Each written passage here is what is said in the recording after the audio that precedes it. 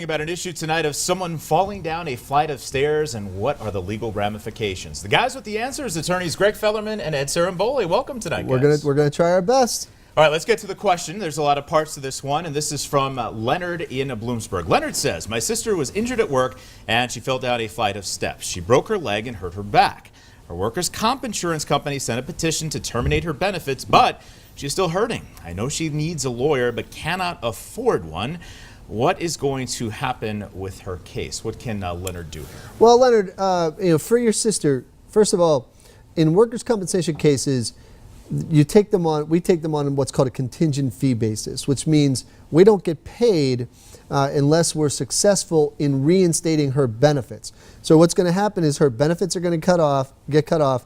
Then we're going to have to petition the court, and ultimately, if we're successful in getting those benefits reinstated, then we take a percentage of that particular case. Or defending the petition of termination. Either way. But beyond that, you also may have a third-party case, meaning the owner of the premises, because obviously the owner of the premises has an obligation to make sure that those stairs or that stairway or those steps are in safe and proper working condition. And if they're not, then you may have another cause of action against that building owner or landowner. And that's what you got to figure out too, is because who owns the building? Right. If it's your employer, then you can't sue them. But if it's a separate realty company, then you could. So there's a lot of moving parts with your case.